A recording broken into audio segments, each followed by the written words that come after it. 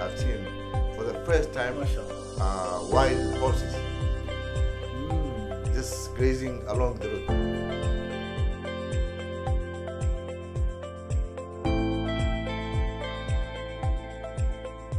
Welcome to another episode of Innovation Somalia. I am your host, Abdullah Ali. I'm coming to you from Columbus, Ohio. I'm really excited. In this particular episode, we have Ambassador Mohamed Ali Nur, Americo. Welcome to the program. Thank you, Abdullah Ali, and I'm really happy to be here with you at the Innovation Somalia Podcast. Thank you so much for taking the time. I know you're here a short period of time in Columbus. You are on tour for the book 𝐷𝐿𝐒. A lot to talk about. For the people that don't know you, who is Americo? And thank you. And my name is Mohamed Ali Nur, also known as Americo. Americo is the nickname of my father. And I was born in Mogadishu and raised and went to school all the way to high school in Mogadishu. 1980, I came to the United States of America in DC. I went to school in Montgomery College, University of Maryland. Okay. Graduated in 1985. 1986, I went back to Somalia. That was actually the advice that my father gave to me. Oh, okay. Which was that since in Somalia we went to school for free education. Yes. He said that when you finish university, you have to give back to your community and help your community. That's why I went back and I started working at Central Bank of Somalia until the Civil War. For how long? I was from 86 to 91, 5 years.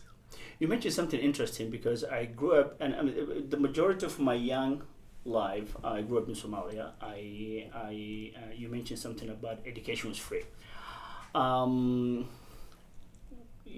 We are from long way from there. Do you think we'll ever go back to the point where, our grandkids will get to experience in a free education? One of the reasons that actually I have also made a foundation called the Yasmin Foundation, which I established 2008, where we build schools in the rural area outside Mogadishu, where we provide free education for the kids. We're trying to do more of that. Yasmin is the name of my daughter, late daughter, who was killed in Somalia. Yeah. So other kids can take advantage of going to school for free. We built that school outside Mogadishu, a place called 𝐿 and how far is it from Mogadishu? It's like 20 kilometers from Mogadishu. The amazing thing was that when we built the school with 3 classes and one room for the teachers. The first day we said we are going to enroll the kids. The first was that each class can 30 kids can attend because 90 students for the whole school. Right.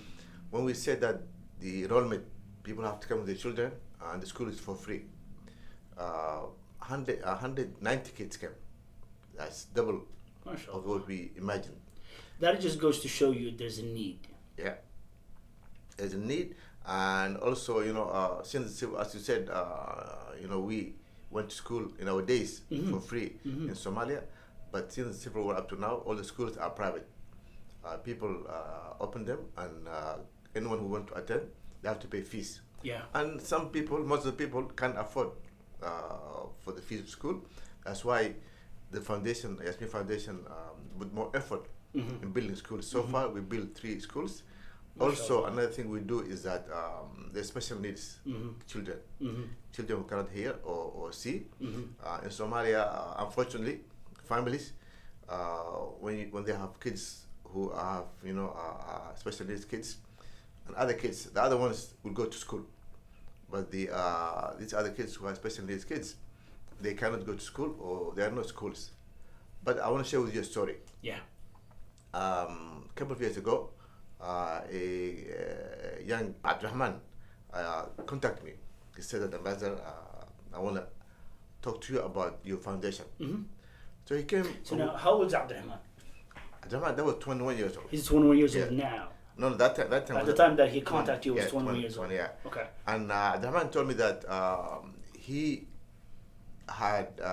opened school for deaf kids. Okay. Kids with special needs in a place called Medina in Mogadishu. And he started telling me the story about how he opened the school. He said he have 2 siblings, a sister and a brother who are deaf, who cannot hear things. special needs kids. He said that whenever he goes to school, when he comes back from school, he said his sisters, and his brother and sister, they want to look at his books. Mm-hmm. They want to learn. But unfortunately, there was no school for them. Right. So he said that he was sad about that. He went to YouTube and he started learning how to use sign language himself through the YouTube. MashaAllah. So every time when he comes home, he used to teach his siblings. What happened, he said, they have other friends who are like them. Mm-hmm. When they told them, his house became full of kids, like 20 kids came every day. So he rented a house, Mm-hmm. he opened school, Mm-hmm. and he found 2 other teachers who can teach sign language. With sign language. Yeah, he said that now we have about 60 kids. Yeah. We want your foundation to help us. I told Very him. good. Yeah, very good. So now we are helping him. Okay. And opening more schools too. Okay. Special needs. I feel like that is a blanket that kind of sort of overlooked. Yeah. And I don't think it's that by design. I think Yeah. it's the situation in the country is. And I don't think there is enough resources that to allocate, to those needs. So I think that aspect itself, a great job on that end. Yeah. So that's a good story. So now, what is the process of that? Did they complete it yet, or is the school open now? It's up the and school's running? open now. Fortunately, more schools opened also. As we speak now, I communicate with him always. Okay. And he said that he wants to open in other areas in Mogadishu. Okay. Because he found out there are more kids also need those education special needs kids. And I said our foundation will help them too, to help those kids. Okay. That, as I said, there's a big gap in helping them. And also in other, if we get more money, we are going to help other kids in the other states in Somalia. MashaAllah. And I think anybody that can hear that's a good cause to contribute to. That's extremely good cause. A lot of people can benefit that. Our next generation of people who can really be hands-on with the next disability bill. Let's talk a little bit about the book. What inspired that for you to write the book? The book's called 𝐷𝐿𝐵𝐿. 𝐷𝐿𝐵𝐿 is ambassador. Okay. When I finished my tour, as ambassador 2015, I ran for president 2016. I didn't win, and then I put all my effort in the foundation. Some friends of mine, some writers and other friends told me that Ambassador Americo, you've been there for 8 years. Yes. There was 8 really long, difficult years, and you were posted in Kenya, which was like the second, where the envoys and embassies and UN used to work from. So you have, because it wasn't safe to go there. Exactly. Absolutely. Yeah. And also in Kenya there was the biggest refugee camps in the world. Dadaab and Kakuma, where over 500,000 Somalis used to live there. They said you have a lot of stories to tell. You're still young, so you better write and let people learn from you and hear the experiences. From your experience. Let's explore that a little bit. How long you were the ambassador of Kenya? 8 years. 8 years. From what period to what period? 2007 to 2015. 2007 to 2015. There was a lot of challenges ahead of you. I mean, that's where, like you said, people weren't safe to go, so everybody was working from Nairobi or from somewhere part in Kenya. So that gave you a lot of like a roadblock for you to build and start from scratch what has been, shut down for a very long time. Yeah. So what is that journey like? It was really difficult first, and also the people, they get used to of lawlessness. They get used to of not having embassy. I have to go to them, talk to them, tell them that you have embassy here. I'm the ambassador representing them. Right. Tell them that you have the consular. We're here to save you. If anybody bothers you or the police or anything, you can call us 24 hours. We had a hotline.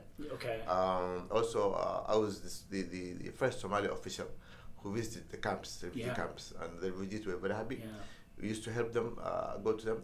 Also, we, as the diplomats in Nairobi that time, there was a land, property, Somali property in Nairobi, Somali embassy property, which was sold illegally in 1994 by a former ambassador.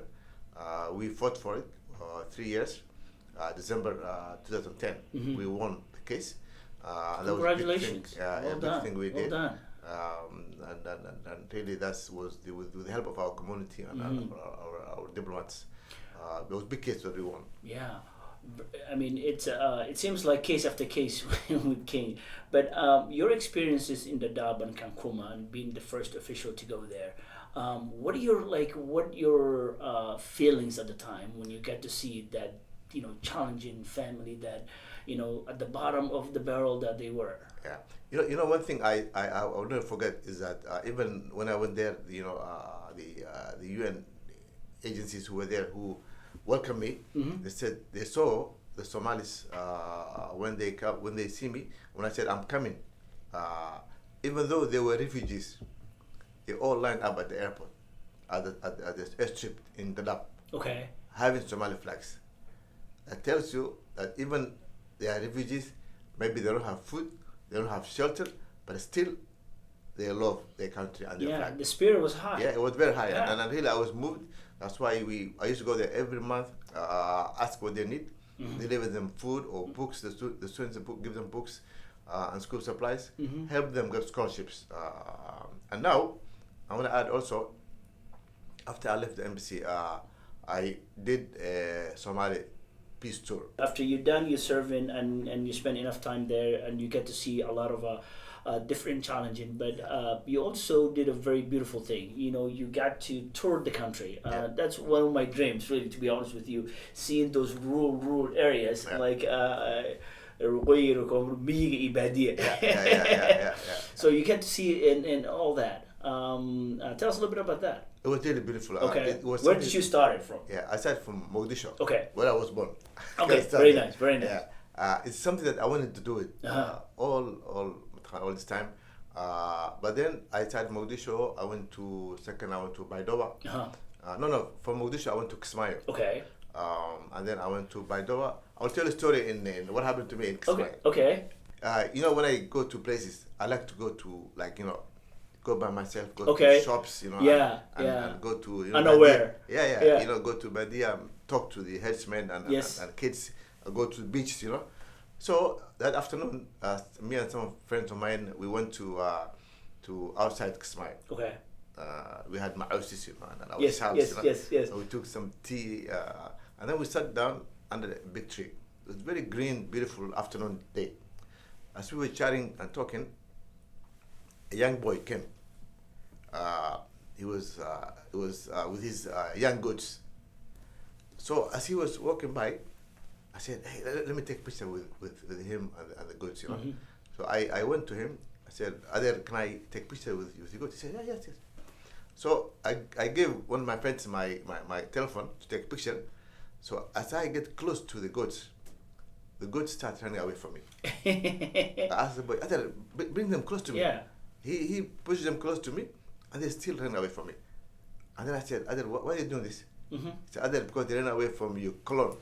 It's new to them, so they ran away from you. Wow. Yeah. That's an experience for the young boy to acknowledge that. Exactly. It was like 8-9 years old boy. Yeah. And then I went to Baidoa. Uh-huh. And then I went to Puntland. I went to Garowe. I drove.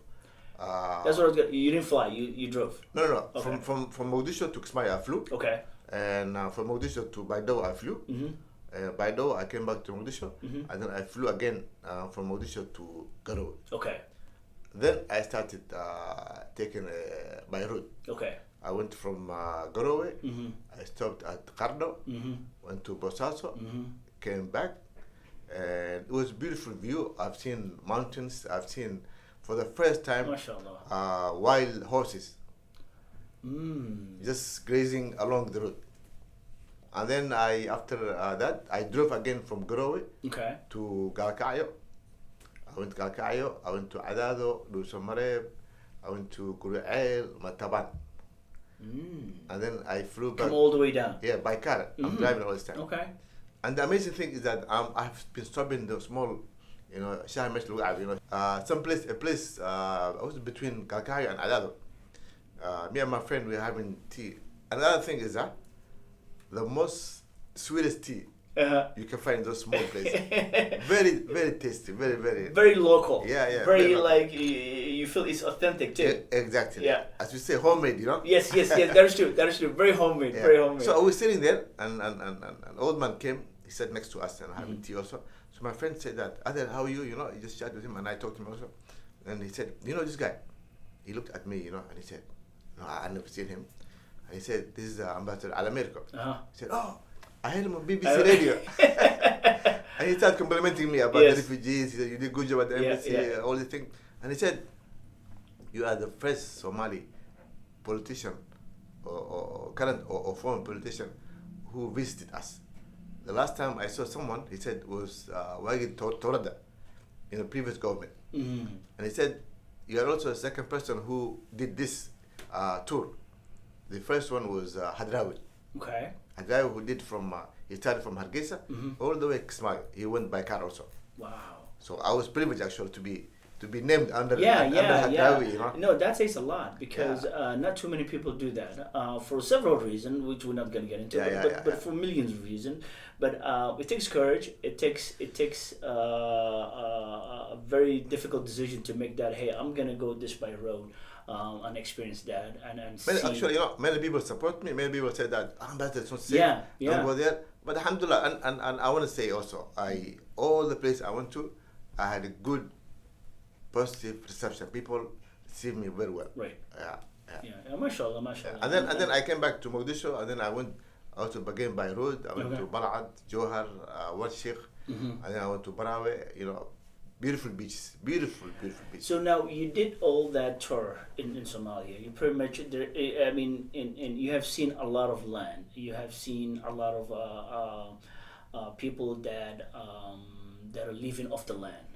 What's your takeaway on that bit? What I got from my tour, peace journey through Somalia, was that people need assistance. Right. And whenever I talk to them, what kind of assistance? Lack of schools. Okay. Lack of health, hospitals, MCHs, and some of them said that they have also having lack of wells. It takes about 24 hours or 48 hours to get water. That's why, us on foundation, we put in more efforts to build schools. Also, we dug wells also to help the people. Well, it's needed. Okay. Whatever amount we can get help, we do that. Do you think those people that live in rural area, if they were given the resource,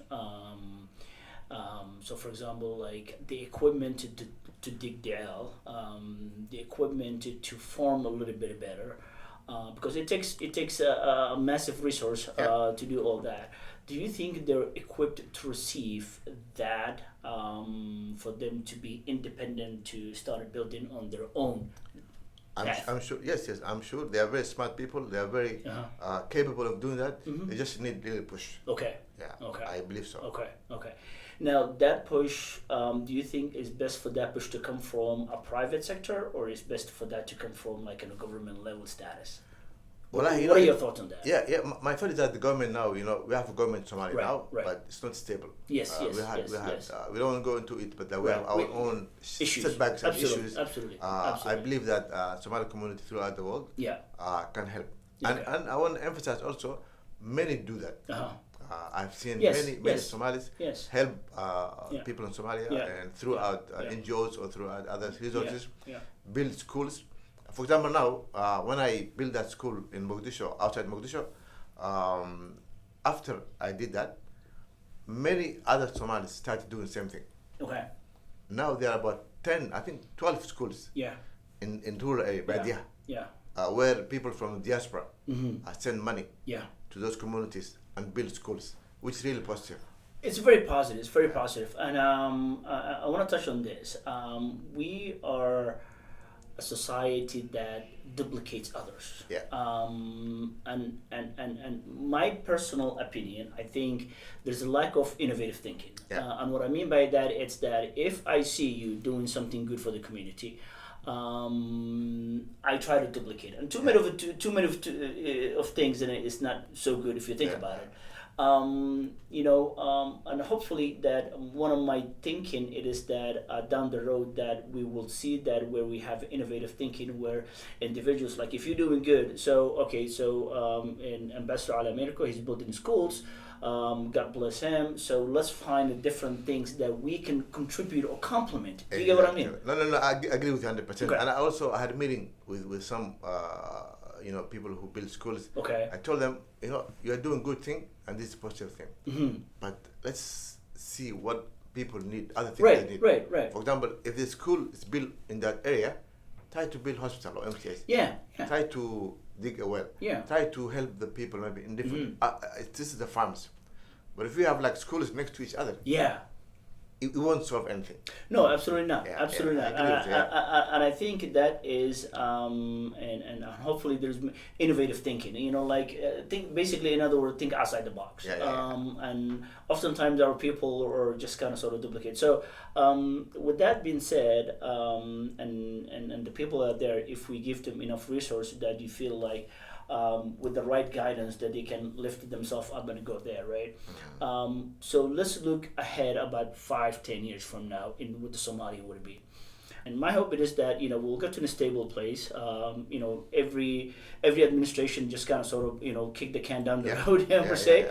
What are your thoughts on those people adapting to the way the society of Somalia is moving forward? For them to path their way. I think they can be helped. For them, live it throughout over 30 years without government, without getting no assistance from governments, throughout loneliness. Still, some of them even they are militias out there. Live with them, take taxes from them. Some of them tells me that we pay double tax or three times taxes.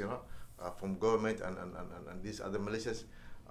Another positive thing I've seen, for example, in Mogadishu, I've seen these 2 young kids who finished school in Mogadishu.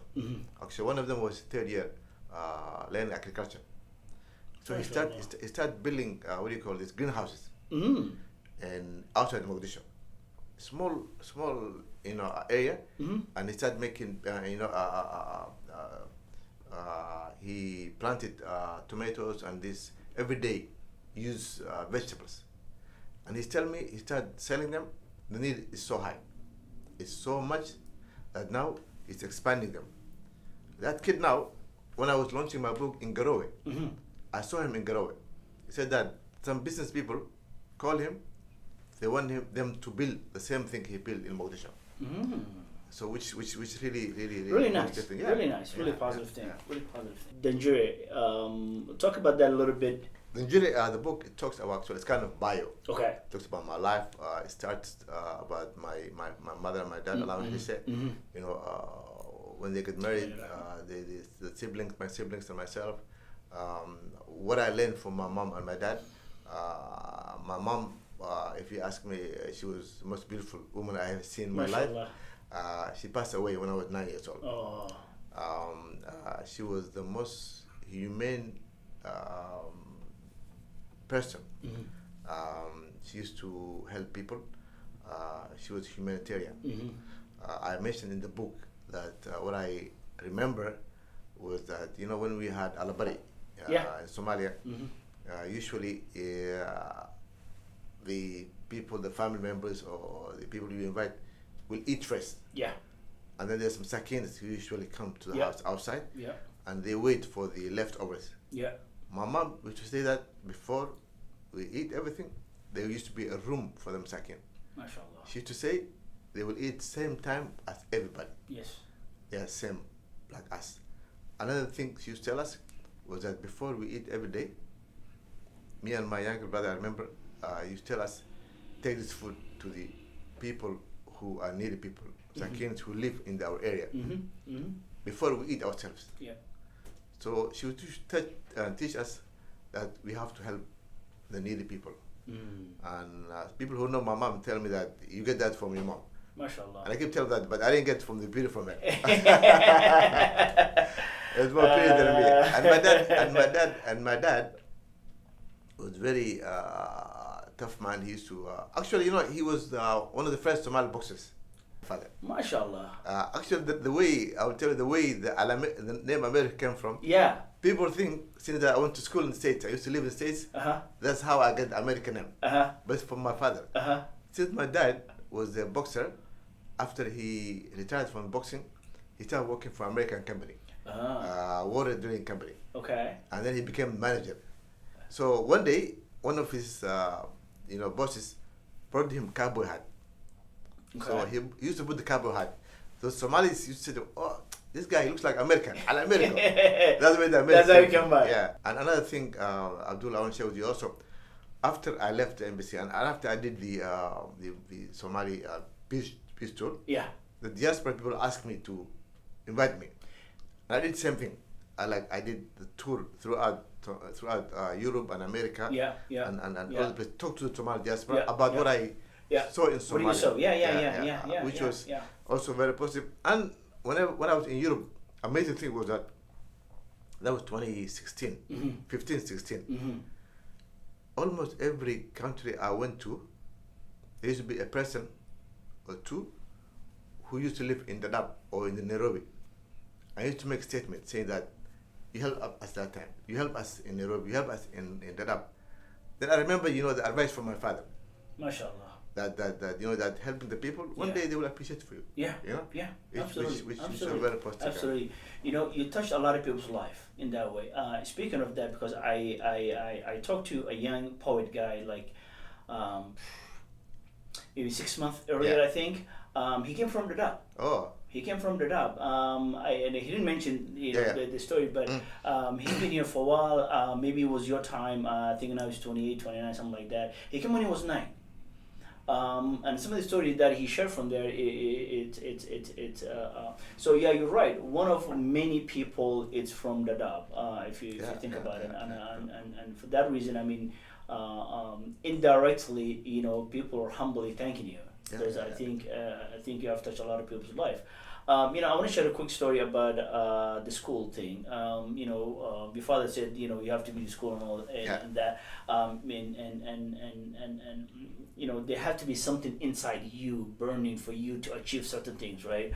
So some of his friends may not, value education the way he was valuing, right?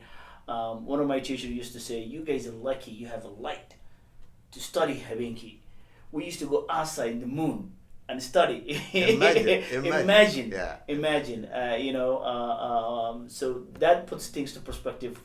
How as a country we're moving, how as educational and progress and overall, and when teachers can make a difference.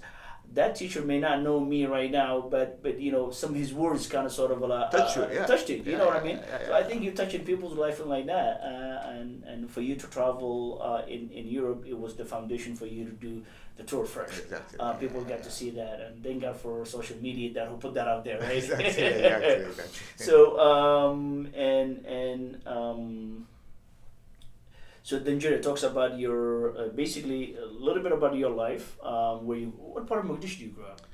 In Holudak. Okay. Holudak, place called Edgefield area. Okay. I know Holudak. So it talks about a little bit of your bio and that. Is there a specific things? I want to come back to this before I forget. Horses. You said the first time you saw horses. I want to talk about a little bit of that. But in the books, without you giving too much of it, you talk about a little bit of bio. Is there any? Does it talk about a little bit about the Kenyan lifestyle? There? Okay. Yeah, it talks about my years at the embassy. Okay. It talks about what I have achieved. It talks about what I could not achieve. You cannot always say that I win. Absolutely. We are human beings. Absolutely. What was my shortcomings, Absolutely. What I couldn't do it. The reason I couldn't do it. Yeah. What I wish I could have done while I was at the embassy. Yeah. The positive things I did with the refugee camps, Nairobi, the land that we won the case. We fight for it. There was also a story about Somalis who were accused pirates. Okay. Pirates, who were caught in the sea, and they were in prison. In there too. In Mombasa, called Simila Tewa. Okay. I talk about that story.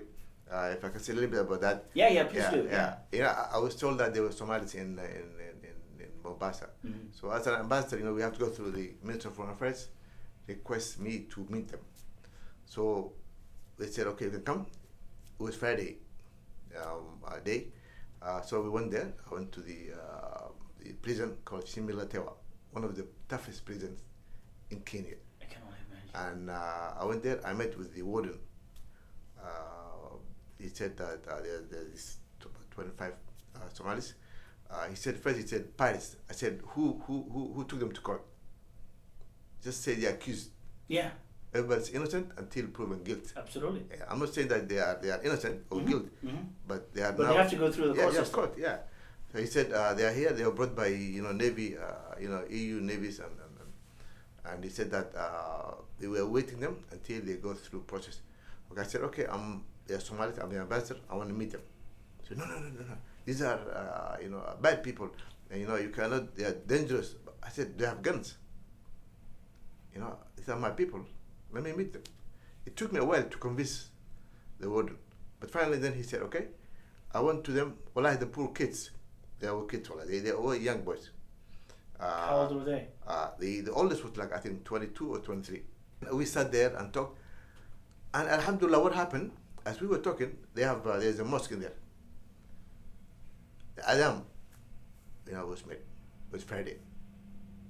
Jum'ah prayer. Jum'ah prayer. Yeah. Okay. Then they're scared with me. Those police, Yeah. I said, now is the Jum'ah prayer. I want to pray with them. Yeah. He said, no.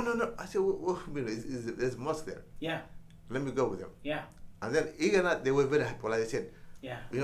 Amazing. Even that time, my ankle was broken. I was in crutches. Oh wow. Yeah. Then I went there, pray with them, talk to them, and they asked me. I told them, you go through process. Yeah. And I said, I will fight for you. The book's called 𝐷𝐿𝐷. You have done enormous things that you travel. What I can wish only I can dream of in Somalia. One last thing I would add Yeah. is that I don't know if I said earlier. The book, I spent a lot of money on the book by printing, editing, promoting everything. But I have decided that all the proceeding from the book will go to Yasmin Foundation. Yasmin Foundation. Where the foundation will be able to assist more needy kids, be able to open more schools, and help, especially, I will underline, the needy, special needs kids. So all the sell from the book, all the place that I came from, the money straight they went to the foundation. To the foundation. And starting from today also, the Somali community in Columbus, Ohio, all the money from the book will go there. First of all, I mean, if from my part of Columbus, I think we welcome you with open arms. Thank you. And I'm going to be attending the event tonight too as well. And I would love to get a couple of copies. One for my wife, one for me, especially signed. Of course. Yasmin Foundation, is there a website you wanted to share? Yes. It's and we will put her in. www.yasminfoundation.com. Yasminfoundation.com. It have also it's in Somali or English. Okay, very cool. So you'll be able to see what you have done, and also there's at the bottom there's also a donation. Okay. Where you can able to donate. Whatever amount you want. If you are listening to this podcast when you're on an Apple iPhone, Google, or you're seeing this as in YouTube, or you're seeing this in Anchor or Facebook, and the ambassador has done a great job. Went to pretty much throughout the Somalia, got to see thousands of people that really needed help. Which inspired for him to write this book. This book kind of sort of talks about a little bit about his bio, and as well as some of the great work that he has done in Kenya, and as well as some of the things as you mentioned him earlier, he mentioned earlier, some of the things that he wasn't able to accomplish. It just depends on. So please show your support. It's for great cause. And early on, he touched about how the Yasmin Foundation came about. That was his daughter for 18 months. She got killed in Mogadishu, and which is very emotional to discuss. But that just to give you an idea of what it sparked, what motivated, what's driving him. So he can touch on other thousands of people's lives. So I ask every guest in my podcast, and when we're about to wrap it up, Is there any advice that you would share with the younger youth? The youth, I would advise them, education is a must. Okay. Learn, go to school, try to get better grades. The second thing I will tell them is respect your parents. Respect your parents, especially your mom, and stick with your education. Respect your parents, stick with your education, work hard. The rural area, what message would you give them? I will also advise them that they need to learn new things. Okay. They need to improve the way they used to plant or farm. Okay. And also just tell them to be heads up, be positive. Okay. Yeah, Okay. Good things are ahead to come. Good things are ahead to come, and that's a very positive outlook. And hopefully this will, in generation to come, it will change. Beautiful. Yeah, We are a beautiful country. We do, and we have to look after our country. We have to look after the country. It needs and help. I want to say thank you so much for taking the time. I know you're busy. You compact the schedule here in Columbus, Ohio. And today's Friday around 10:34. The prayer time is going to come, and you packed the schedule. So I'm glad you were able to fit in. And thank you so much for taking the time. I appreciate you. Thank you very much for having me. Thank you. We'll leave it at that.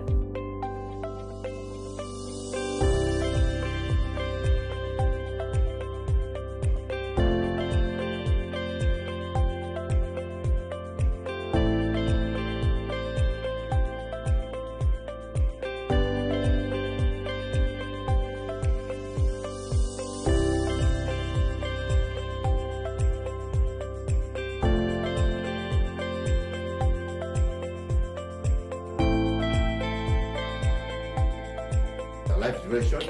Life is very short. Do the right thing. Life is very short. Enjoy what you have. Yeah.